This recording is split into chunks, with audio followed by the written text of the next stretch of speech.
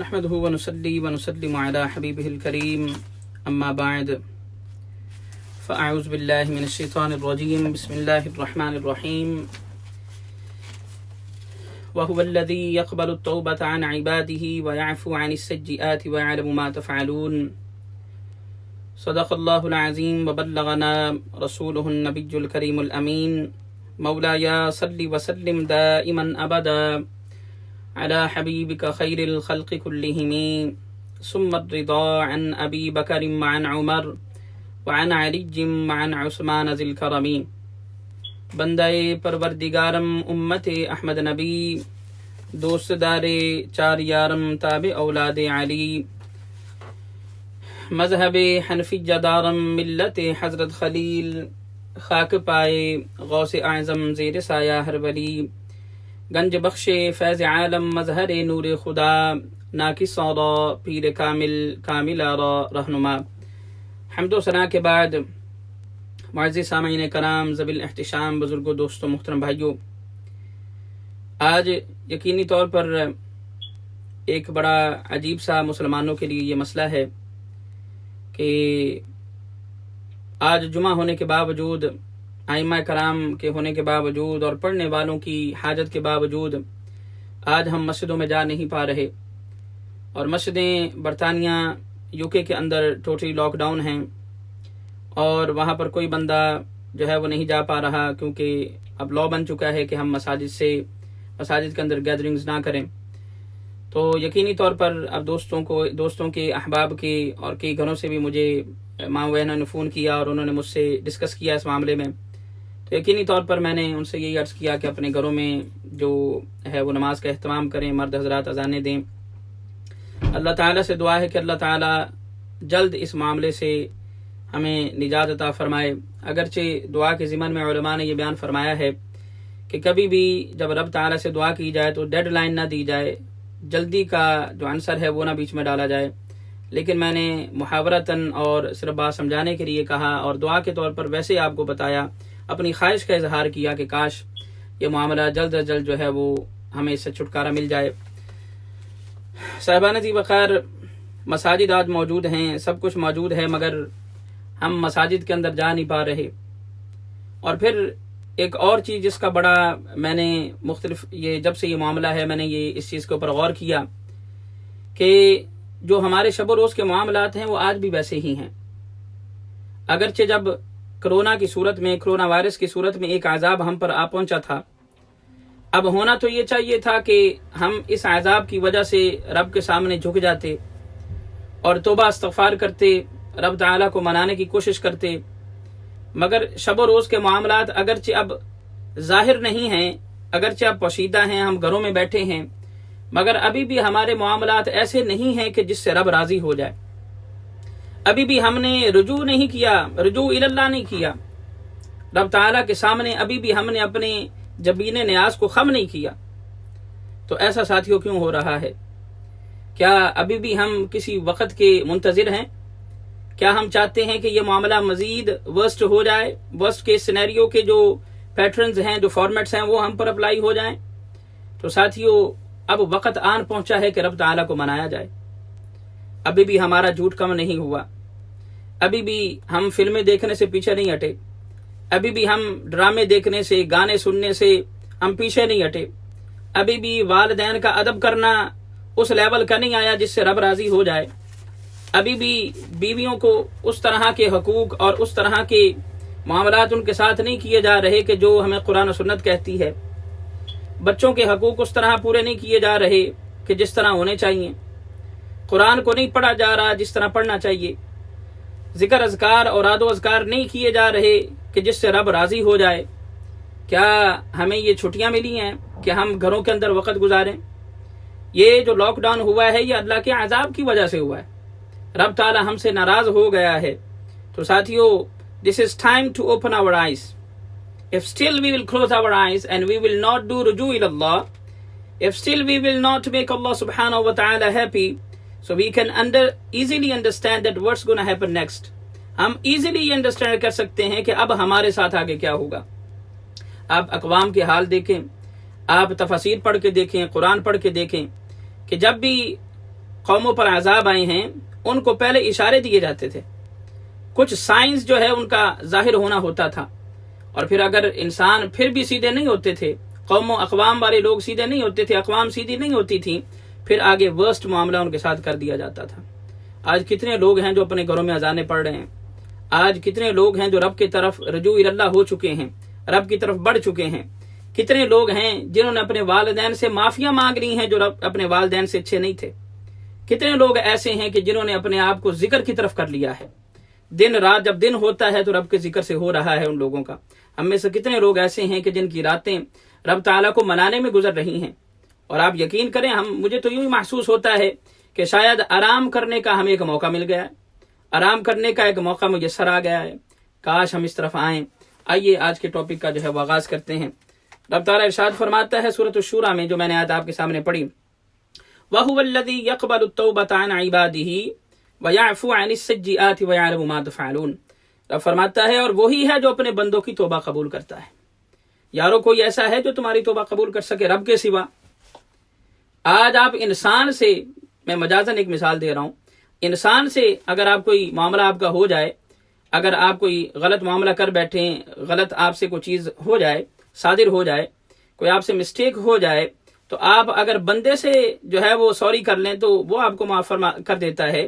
تو رب تعالیٰ تو وہ ہے کہ رب تعالیٰ فرماتا ہے اصل میں معاف کرنے والا میں ہوں۔ وَهُوَ الَّذِي يَقْبَلُ التَّوْبَةَ عَنْ عِبَادِهِ، فرمایا وَيَعْفُو عَنِ السَّيِّئَاتِ وَيَعْلَمُ مَا تَفْعَلُونَ، اور وہی ہے جو اپنے بندوں کی توبہ قبول کرتا ہے اور گناہوں سے درگزر کرتا ہے اور جانتا ہے جو کچھ تم کر رہے ہو۔ تو ساتھیو، وقت آن پہنچا ہے کہ ہم توبہ کریں۔ تو آج کا میرا ٹاپک جو ہے وہ ٹاپک یہ ہے کہ عذاب کے اندر مبتلا ہونے کے باوجود ہماری توبہ کیوں نہیں ہو پا رہی۔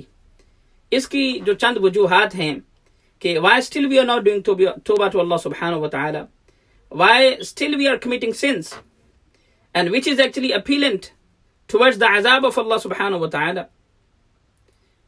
ہم کیوں اس معاملے کو ڈیلے کر رہے ہیں؟ اللہ تعالیٰ ہم سب کو توبہ کرنے کی توفیق عطا فرمائے۔ آئیے تھوڑا جو ہے وہ اس ٹاپک کی طرف چلتے ہیں اور چند باتیں میں آپ کے سامنے انشاءاللہ رکھتا ہوں۔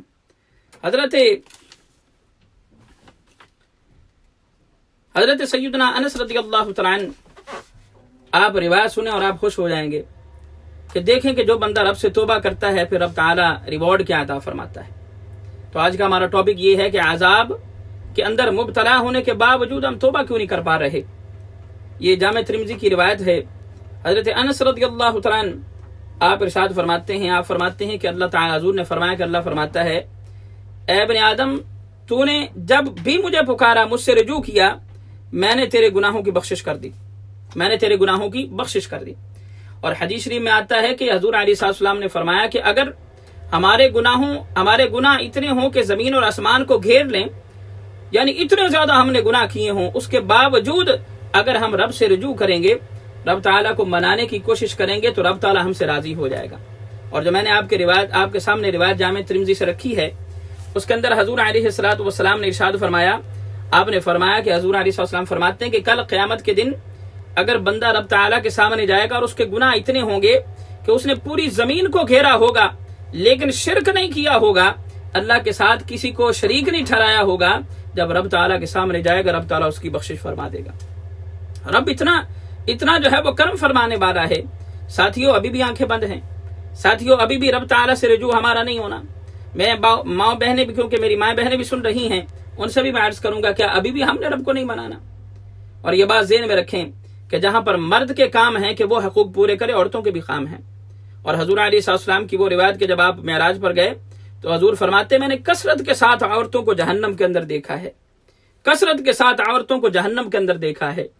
اور اس سے بڑھ کے میں مرد کی کیا آپ کے سامنے مثال رکھوں کہ حضور علیہ السلام نے فرمایا کہ اگر رب کے بعد کسی کو سجدہ کرنا روا ہوتا تو میں خواتین کو یہ کہتا کہ وہ اپنے مردوں کو سجدہ کریں، مگر کیونکہ روا نہیں تھا حضور نے یہ نہیں فرمایا، تو سجدہ صرف رب تعالیٰ کی ذات کو ہے۔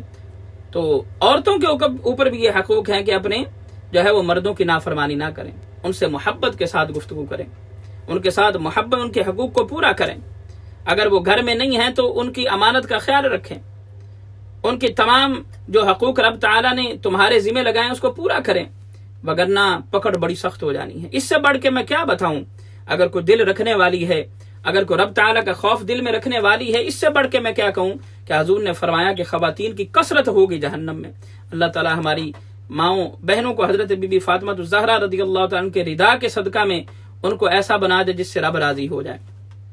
تو میں عرض کر رہا تھا، حضور علیہ الصلوۃ والسلام نے ارشاد فرمایا، آپ نے فرمایا کہ جب تم کل قیامت کے دن رب تعالیٰ کے سامنے جاؤ گے، اگر تمہارے گناہ اتنے ہوں گے کہ جس نے پوری زمین کو گھیر لیا ہوگا، تو فرمایا کہ تم نے اگر شرک نہیں کیا ہوگا رب تعالیٰ تمہاری بخشش فرما دے گا۔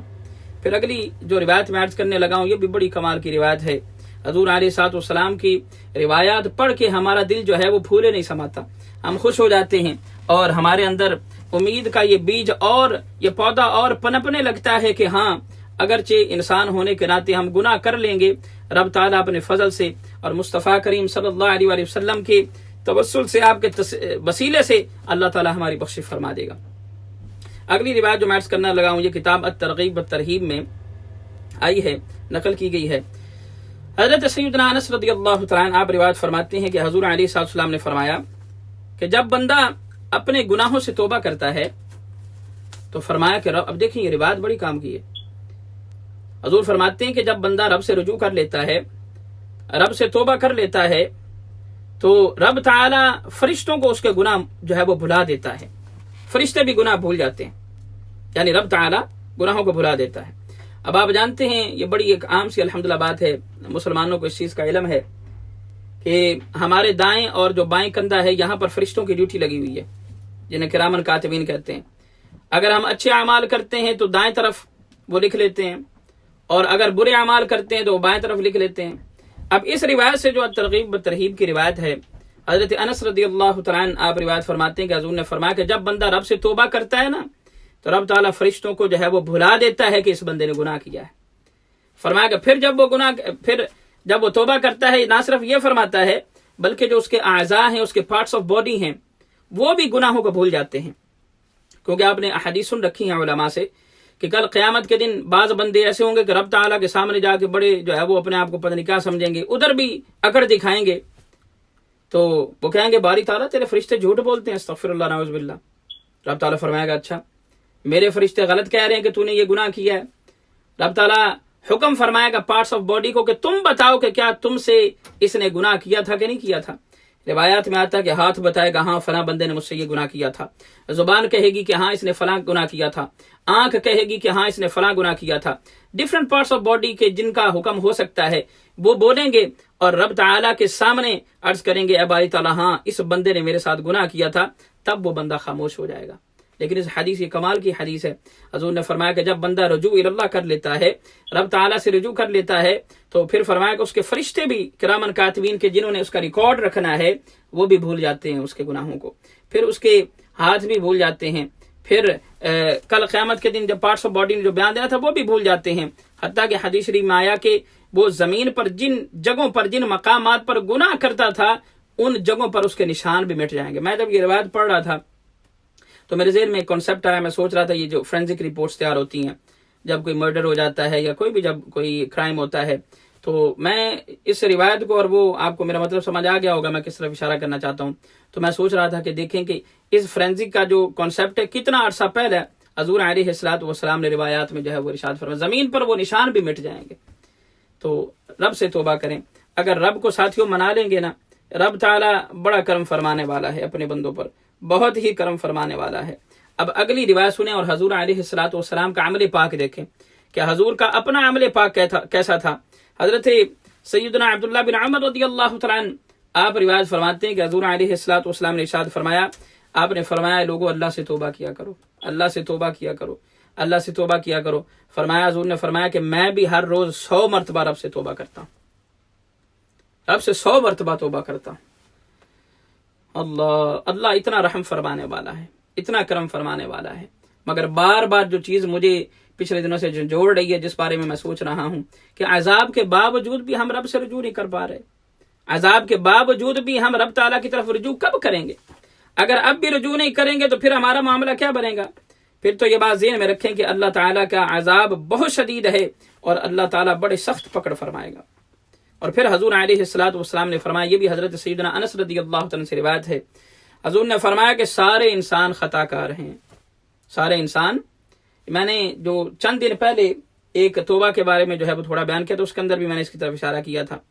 تو حضور علیہ السلام نے فرمایا کہ سارے انسان خطا کار ہیں، مگر بہتر خطا کار وہ ہے جو خطا کر کے رب سے توبہ کر لے.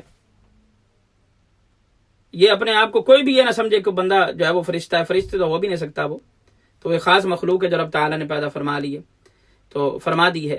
تو یہ بات ذہن میں رکھیں. حضور نے فرمایا کہ کیا خطا کا، اس سے ثابت یہ ہوگا خطا کاروں میں سے بھی بہتر وہ ہے جو خطا تو کر بیٹھے، مگر جب وہ خطا کر لے تو پھر رب تعالیٰ کو منا لے اور رب تعالیٰ سے رجوع کر لے. جب وہ رب تعالیٰ سے رجوع کرے گا تو آپ نے حدیث سن لی کہ اللہ تعالیٰ اس کی بخشش فرما دے گا. تو 3 چیزوں کا حضور نے ارشاد فرمایا. فرشتے بھول جائیں گے، پھر فرمایا کہ اس کے جو پارٹس آف باڈی ہیں اس کے گناہوں کو بھول جائیں گے، اور جس مقام پر اس نے توبہ کی ہوگی وہ جگہ بھی بھول جائے گی. اس سے مراد یہ ہے کہ رب تعالیٰ اس کی بخشش فرما دے گا. اب آپ اگر وقت ہو تو تھوڑا میرے ساتھ بیٹھیے گا، زیادہ طویل تو معاملہ نہیں ہوگا. تو میں کوشش کروں گا کہ میں آج آپ کو ریزنز بتاؤں کہ کون سی ایسی ریزنز ہیں کہ انسان توبہ نہیں کر پاتا. انسان توبہ تو کرنا چاہتا ہے، رجوع اللہ کرنا چاہتا ہے، مگر کیا ایسی جو چیزیں ہیں جو اس کو سٹاپ کرتی ہیں کہ وہ توبہ نہ کرے. وہ بڑی اچھے پوائنٹ سے اگر آپ سنیں گے انشاءاللہ تعالی فائدہ ہو سکتا ہے. حضرت انس رضی اللہ تعالیٰ عنہ آپ ارشاد فرماتے ہیں حضور علیہ السلام نے فرمایا کہ بے شک لوہے کی طرح دلوں کا بھی ایک زنگ ہے. جس طرح لوہے کو رسٹنگ لگ جاتی ہے، رسٹنگ آف آئرن، یہ کانسیپٹس بھی لوگ پڑھتے ہیں فزکس میں اور مختلف جگہ پر ان لوگوں نے پڑھا ہوگا. تو جس طرح لوہے کو زنگ لگ جاتا ہے، حضور نے فرمایا دل کا بھی زنگ ہے. اور دل کا زنگ یہ ہے کہ انسان جو ہے وہ دل کا زنگ اگر لگ جائے تو اس سے کیا طریقہ ہے اس کو چھڑانے کا کہ بندہ رب سے توبہ کر لے. جس طرح لوہے کو زنگ لگتا ہے اسی طرح دلوں کو بھی زنگ لگ جاتا ہے، اور دلوں کا زنگ توبہ کرنے سے اتر جاتا ہے. دلوں کا زنگ لگنا کیا ہے؟ دلوں کا زنگ لگنا یہ ہے کہ انسان رب سے دور ہو جاتا ہے. جس طرح وہ حضور علیہ السلام کی ایک کمال حدیث ہے کہ حضور علیہ السلام نے فرمایا، آپ نے فرمایا کہ جب انسان گناہ کرتا ہے اس کے دل پر ایک سیاہ نقطہ لگا دیا جاتا ہے، اور پھر گناہ کرتے کرتے وہ نقطے بھی بڑھتے جاتے ہیں. ایک گناہ کیا، ایک نقطہ لگ گیا، ایک سپاٹ لگ گیا، پھر دوسرا، پھر تیسرا، ڈاٹ لگتے گئے حتیٰ کہ اس کا دل سارا کا سارا کالا ہو جاتا ہے. پھر حضور نے فرمایا اسی طرح ایک حدیث کے حضور نے فرمایا کہ جب انسان نیکی کرتا ہے اس کے دل پر ایک نور کا جو ہے وہ نقطہ لگا دیا جاتا ہے. وہ اعمال صالح کرتا جاتا ہے اس کا دل سارا کا سارا نور کا یعنی سارا کا سارا سفید ہو جاتا ہے. اور یعنی اس سے مراد یہ ہے کہ جب دل کالا ہو گیا پھر وہ گناہ کرے گا بھی تو اس کو فیل ہی نہیں ہوگا. اب آپ نے دیکھا ہوگا بعض لوگ اتنے یوزڈ ٹو ہو جاتے ہیں they don't care. Even ulama are informing them about gunah, that if you're committing these sins Allah subhanahu wa ta'ala will be unhappy and you will get punishment at the day of judgment, but they don't care. تو اب یہ حدیث ان پر apply ہوتی ہے. ان کے دل دراصل مردہ ہو چکے ہوتے ہیں، سیاہ ہو چکے ہوتے ہیں، اور دل کی سیاہی کی وجہ سے ان کو گناہ محسوس نہیں ہوتا. اب میں یہاں پر صرف اتنا بھی عرض کر دوں، یہ بہت زیادہ ایک اس چیز کی طرف اشارہ کیا جا رہا ہے، اور بہت زیادہ لوگوں نے یہ کمپلینس کی ہیں کہ جیسے ہی یہ کرونا وائرس کا سلسلہ شروع ہوا لوگوں نے پرائسز بڑے ہائی کر دیے. یار کتنی یہ درد والی بات ہے. مسلمان تو وہ ہے کہ اگر مسلمانوں کو تکلیف میں دیکھے تو ان کے ساتھ محبت کا اظہار کرے، ان کے ساتھ اچھائی کا اظہار کرے. کیسا وقت آ گیا کہ میں دوسروں سے کیا کہوں، میں تو اپنوں سے کہوں گا نا. اور میں کوئی اس چیز کو جو ہے وہ نیگیٹو نہ لے، میں اصلاحی طور پر یہ باتیں کر رہا ہوں. ہونا تو یہ چاہیے تھا کہ جیسے ہی یہ معاملہ شروع ہوئے تو نہ صرف پرائس جو ہے وہ نارمل رہتے بلکہ اس سے بھی کم آ جانے چاہیے تھے، مگر ہم نے ان چیزوں کو اوپر کر لیا. اب یہاں پر 2 چیزیں عوام کے لیے سمجھنا ضروری ہیں کہ پرائس ہائی ہوئے کیوں. اگر تو کسی نے مجبوری کی بنیاد پر لوگوں کا غلط فائدہ اٹھایا تو وہ بندہ یقینی طور پر رب کی پکڑ میں آئے گا. اس کے بارے میں حضور علیہ السلام نے احادیث کے اندر ذکر فرمایا ہے. اور لیکن دوسرا یہ ہے کہ اگر بندہ جو ہے وہ اس نے پرائس تو ہائی اس طرح نہ کیے کہ جو اس کے پاس مال موجود تھا اس پر ہائی کر دیے، لیکن اگر وہ جن سٹور سے آگے سے لے کر آتا ہے وہاں پر پرائس ہائی ہو گئے، اس کے اندر اس کا قصور نہیں ہے. ان 2 چیزوں کو سمجھنا ضروری ہے. اگر کسی کے پاس مال موجود تھا اور اس نے ہائی کر دیے یقینی طور پر وہ گناہ گار ہے. لیکن اگر وہ جہاں سے سپلائی لے کر جہاں سے سپلائی اس کو ملتی ہے مال کی وہاں سے اس نے مال لیا، کیونکہ کچھ ایسے دوست ہیں جن سے میں نے ڈسکس کیا تو انہوں نے مجھے باقاعدہ وہ ریسیٹ دکھائی جس کے اوپر لکھا ہوا تھا کہ یعنی مثال کے طور پر لکھا ہوا تھا کہ یہ چیز پہلے 22 کی تھی اب 49 کی میری یا 35 کی. تو اس طرح اگر ہوا تو یقینی طور پر وہ قابل مذمت لوگ نہیں ہیں، ان کا قصور اس میں نہیں ہے. تو ساتھیوں اس چیز کا بڑا مجھے مل رہا تھا کہ اگر کسی نے ایسا کیا تو اس نے بڑا ظلم کیا ہے. ہونا تو یہ چاہیے تھا جو مسلم سٹورز ہیں جن کے پاس گروسریز کا سامان مسلمانوں کے پاس ہوتا ہے، کاش وہ کہہ دیتے کہ سارے سٹور کو سامنے لگا دو، ہم نے 10 پینس کم کر دیا، زیادہ نہیں 50 پینس کم کر دیا، تو پتہ چلتا کہ یار مسلمانوں نے دیکھو کتنا نظام جو ہے وہ اچھا کر دیا ہے. ایک ہماری مثال دی جاتی. اب تو جو یو کے بڑے بڑے جو پیپر ہیں، جو پرنٹنگ میڈیا، ایون کہ سوشل میڈیا پہ تو تھا ہی تھا، پرنٹنگ اور الیکٹرانک میڈیا پر بتایا گیا یہ خصوصی طور پر پرنٹنگ میڈیا کے اندر کہ مختلف سٹور جہاں پھر بعض لاک ڈاؤن بھی ہوئے، ان کو جو ہے وہ جرمانے بھی کیے گئے، فائنز کیے گئے. تو ساتھیوں مسلمان کا یہ شعار نہیں ہے. مسلمان تو ہمدردی بانٹنے والا ہے، مسلمان تو محبت بانٹنے والا ہے، مسلمان تو احساس کا نام تھا، مسلمان تو سچائی کا نام تھا. اور آج مسلمان کیا بن کے رہ گیا؟ ڈرامے بازی کا نام رہ گیا ہے، دھوکہ دہی کا نام رہ گیا ہے، ذخیرہ اندوزی کا نام رہ گیا ہے، لوگوں کو جو ہے وہ لوٹنے والے کا نام رہ گیا ہے. اللہ تعالی ہم سب کو یہ باتیں سمجھنے کی توفیق عطا فرمائے. اب کیونکہ وقت کافی ہو چکا ہے، میں کوشش کرتا ہوں کہ 10 منٹ سے کم کے اندر اس چیز کو جو ہے وہ میں ختم کروں. اب میں آپ کے سامنے وجوہات رکھوں گا کہ آخر کیا وجوہات ہیں. انشاءاللہ اب کلام اتنا زیادہ نہیں رہے گا، گفتگو انشاءاللہ ہم اختتام کی طرف جا رہے ہیں. کیا وجوہات ہیں کہ انسان توبہ نہیں کر پاتا؟ انسان توبہ کرنا چاہتا ہے، وہ کون سا ایٹماسفیئر ہے، کون سی ایسی ریزنز ہیں جو آپ کو سٹاپ کرتی ہیں کہ آپ توبہ نہ کریں؟ اس کی ایک وجہ جو علماء نے لکھی ہے وہ ہے کہ گناہوں کے انجام سے غافل رہنا. یعنی انسان کے ذہن میں یہ کانسیپٹ نہ ہو کہ اگر میں یہ گناہ کروں گا تو اس کی پنشمنٹ مجھے کیا ملے گی. few people they don't know what is the punishment of their action, so therefore they continue their گناہ. مثال کے طور پر بندے کو یہ پتہ نہ ہو کہ اگر میں استغفر اللہ زنا کروں گا تو میرے ساتھ کیا ہوگا، میں کسی کے ساتھ دھوکہ دہی کروں گا میرے ساتھ کیا ہوگا، میں جھوٹ بولتا رہوں گا میرے ساتھ کیا ہوگا. انسان اس سے غافل رہتا ہے. تو انسان کو غافل نہیں رہنا چاہیے. اتنا ہی کافی ہے کہ جھوٹ بولنا جائز نہیں ہے. حضور نے فرما دیا کہ کسی کا پیسہ مارنا جائز نہیں، اتنا ہی کافی تھا. کسی کو قتل کر دینا گناہ کبیرہ میں سے اتنا ہی کافی تھا. اسی طرح مزید چیزیں ہیں.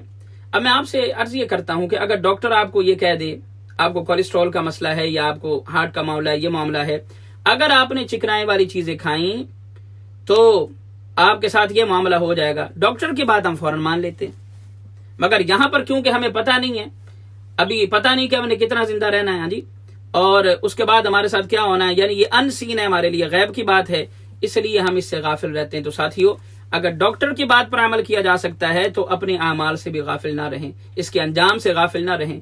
اگر ڈاکٹر کہے، جو دنیاوی بندہ ہے جس کی بات اگرچہ اوتھینٹسٹی اس کی کیلکولیشن کی وجہ سے ہو جاتی ہیں، اوتھینٹک ہو جاتی ہیں، لیکن اصل جو اوتھینٹسٹی ہے وہ رب تعالیٰ کا حکم ہے. رب تعالیٰ نے فرمایا کہ اگر تم جہنم میں جاؤ گے، اگر لوگوں کا مال کھاؤ گے تو تم جاؤ گے.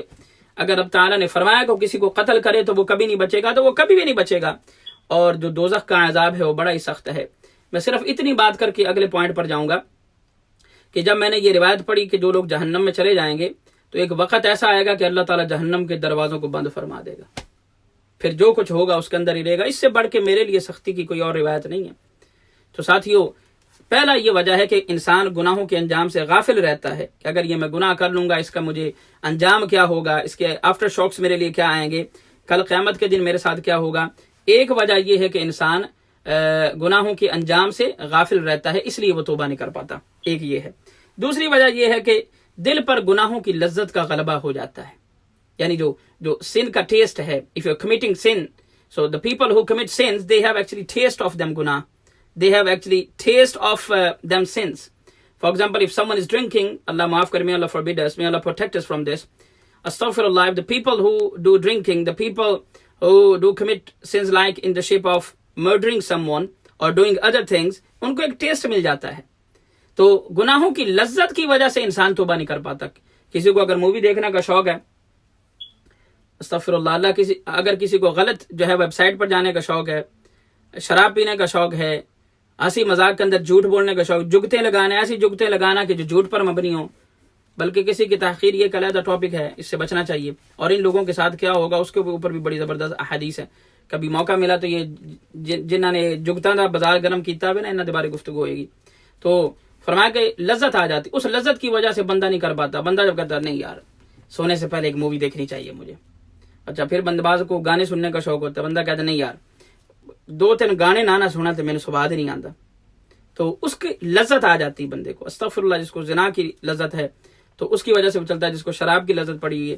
تو ایک وجہ بعد دفعہ یہ بنتی ہے توبہ نہ کرنے کی، انسان دل پر گناہوں کی لذت کا غلبہ ہو جاتا ہے، اس وجہ سے بندہ جو ہے وہ توبہ نہیں کر پاتا۔ تو یہ بات ذہن میں رکھیں کہ یہ لذت ٹیمپریری ہے، یہ لذت جو ہے فور لمیٹڈ ٹائم ہے، پھر لذت ختم ہو جاتی ہے مگر گناہ وہاں کا وہیں پہ رہتا ہے۔ تو اللہ تعالیٰ میں توبہ کرنے کی توفیق عطا فرمائے۔ تیسری وجہ یہ انشاءاللہ 5 منٹ کی گفتگو مزید ہے۔ پھر بندے کے ذہن میں ایک وجہ یہ ہوتی ہے کہ انسان شاید طویل عرصے تک زندہ رہے گا۔ یہ بھی ایک فنومینا ہے، آپ نے مختلف ریلیجنز کے اندر بھی پڑھا ہے، یعنی مختلف ان کو چیزیں بتائی جاتی تھیں کہ اگر تم کرو گے تو تم دنیا سے نہیں جاؤ گے، تم ہمیشہ رہو گے۔ تو انسان کی توبہ نہ کرنے کی ایک وجہ یہ بھی ہوتی ہے کہ اس کو طویل عرصہ زندہ رہنے کی امید ہوتی ہے۔ اب آپ سے یہ پوچھتا ہوں، اگر اللہ کے نبی دنیا سے جا سکتے ہیں تو ہم اور کیا چیز ہیں؟ روز ہم 20 جنازہ اٹھاتے ہیں، مگر انسان کے ذہن میں یہ ہوتا ہے کہ نو انشاءاللہ we will do توبہ tomorrow, we will do توبہ next week, next month, but you don't know even for a single minute when you gonna die. you آپ ایک منٹ کے لیے بھی جو ہے آپ اس پر ٹرسٹ نہیں کر سکتے، ایک منٹ کے لیے بھی آپ یہ نہیں سوچ سکتے کہ آپ نے ہمیشہ رہنا ہے۔ تو بعض دفعہ انسان طویل عرصہ زندہ رہنے کی امید پر توبہ نہیں کرتا۔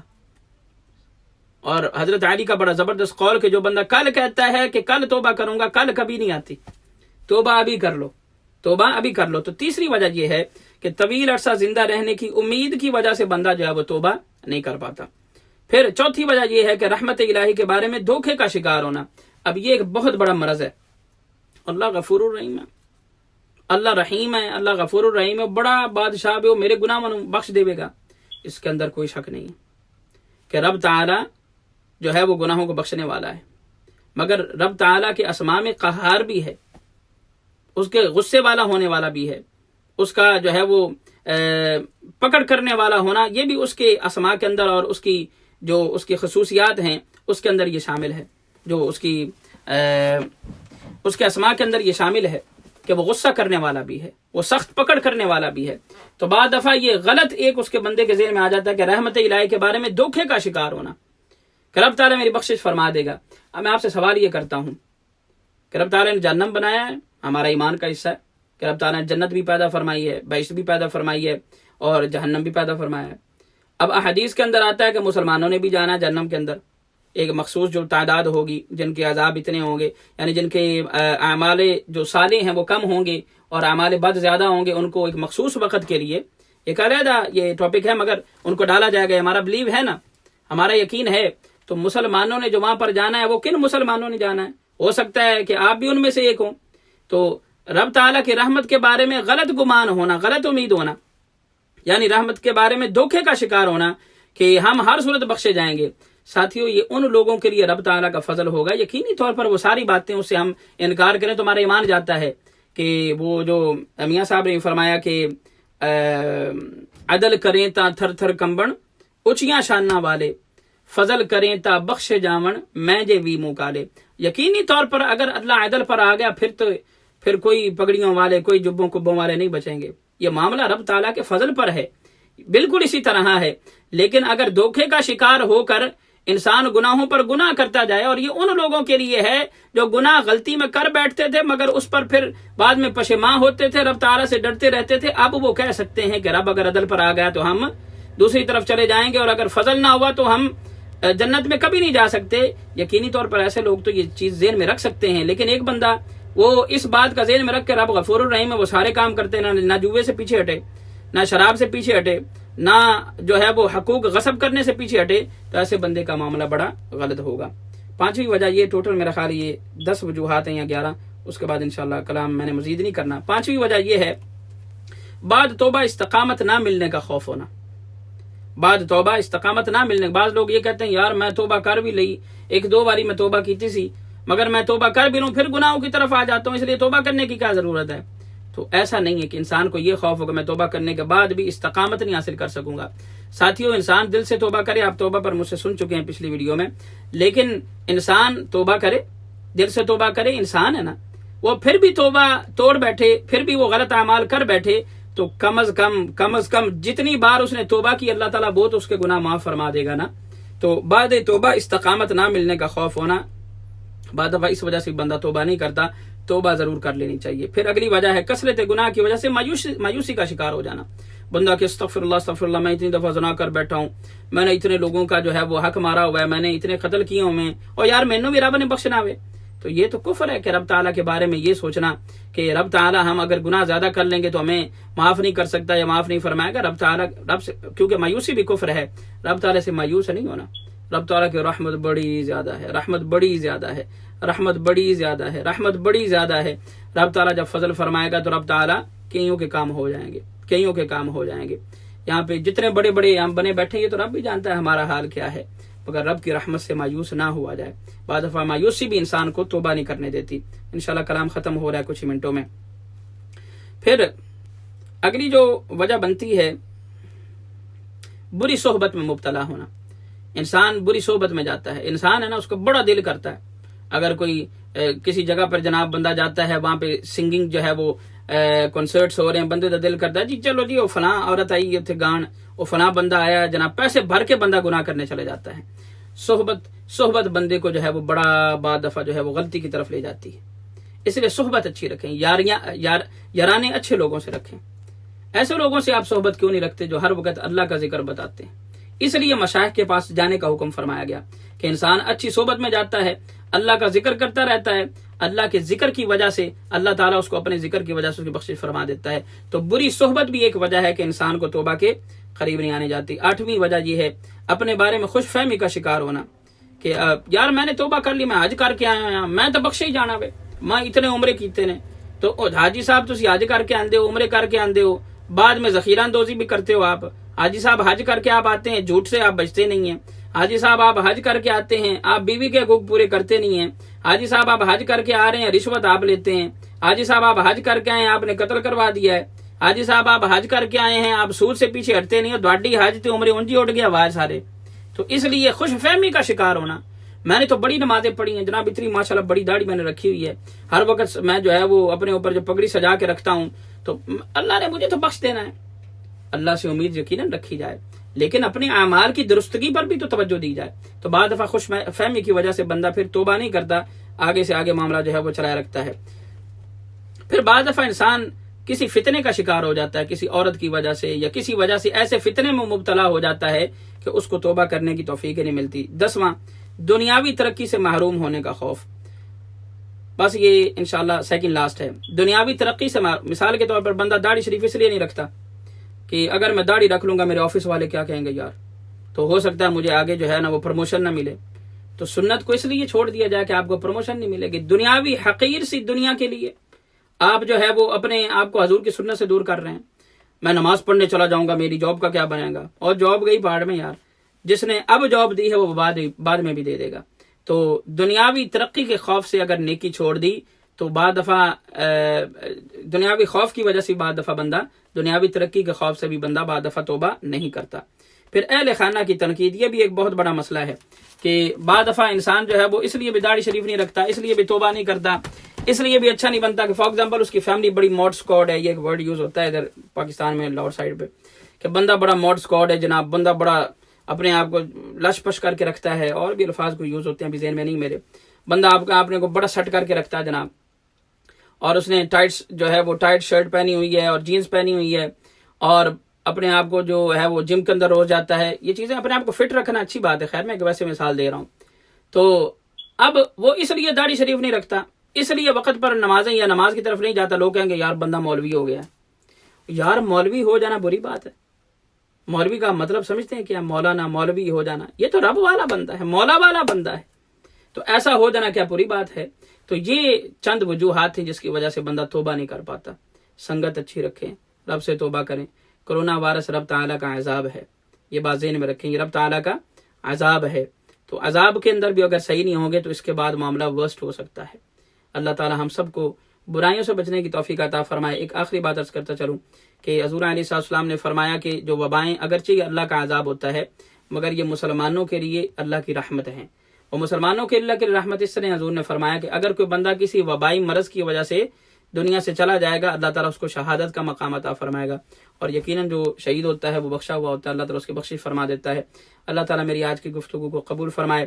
اگر مجھ سے نادانی کے اندر کوئی غلطی ہو گئی گفتگو کے اندر یا کسی وجہ سے، تو اللہ تعالیٰ مجھے معاف فرمائے. گاہے گاہے کبھی کبھی انشاءاللہ میں حاضر ہوتا رہوں گا. آخر میں صرف اتنا عرض کرنا چاہوں گا کہ مساجد وہیں پر موجود ہیں، اپنی مساجد سے محبت اور تعلق رکھیے، اور فنڈنگ کی صورت میں اپنی مساجد کو جو ہے وہ سپورٹ کرتے رہیے. یہ جتنے بھی UK میں جہاں پر بھی لاک ڈاؤن مساجد کا ہو چکا ہے، ان سبھی کمیونٹیز کے لیے یہ میرا میسج ہے، اپنی مساجد کو ضرور سپورٹ کرتے رہیے مالی طور پہ. اللہ تعالیٰ ہم سب پر اپنا فضل فرمائے، ہمیں توبہ کرنے کی توفیق عطا فرمائے، اور ایسا بنا دے جسے وہ اور اس کا محبوب راضی ہو جائیں. جزاکم اللہ خیر. السلام علیکم ورحمۃ اللہ وبرکاتہ.